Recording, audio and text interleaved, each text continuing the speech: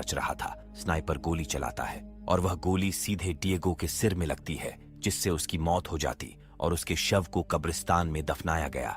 यहाँ हम एक ब्रैंडन बैंकेट नाम के एक स्नाइपर को देखते हैं जो सेना में काम करता है। वह सेना में शामिल अपने साथी के अंतिम संस्कार पर आया था।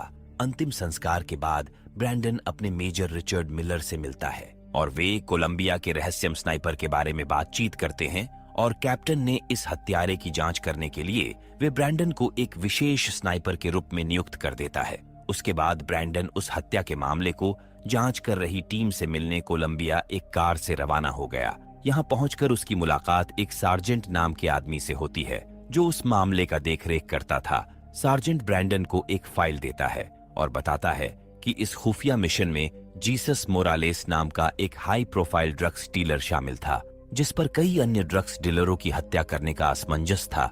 10 साल तक दूर रहकर भी मोरालेस एक खुखार स्नाइपर को अपने काम को कई जगहों पर मर्डर करने का संदेह है। सार्जेंट उन सब की बातों को ध्यान से सुन रहा था। तभी यहाँ एक लेडी आती है जिसका नाम केट एस्ट्राडा है, जो नशीले मेडिसिन को सप्लाई करती है।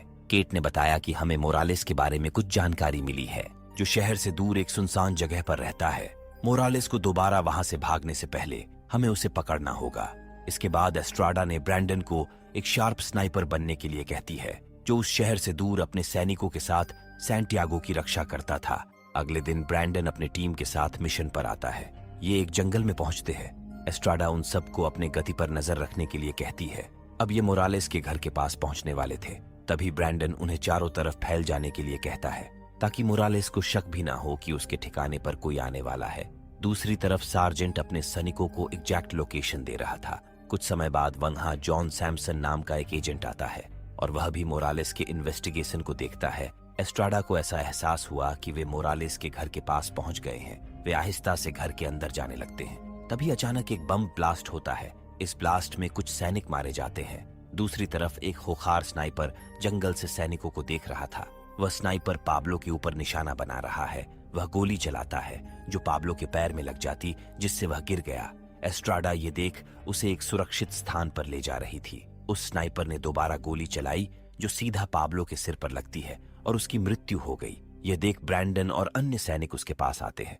वो ये सब देखकर समझ जाते हैं कि यह सब मोरालेस की चाल थी। ब्रैंडन समझ जाता है कि पाब्लो को मारने वाला कोई आम स्नाइपर नहीं है, क्योंकि वह टारगेट को 2 ही शूट में मार गिराया। स्नाइपर ने जिस बुलेट से पाब्लो को मारा वो कोई साधारण बुलेट नहीं थी। एस्ट्राडा और ब्रैंडन के इस असफल मिशन को लेकर सार्जेंट और सैमसन के बीच एक बैठक की जाती है। बैठक में बताया जाता है कि मोरालेस को हमारे मिशन के बारे में पहले से ही जानकारी थी, जिससे वो हमारे एक साथी को मार दिया।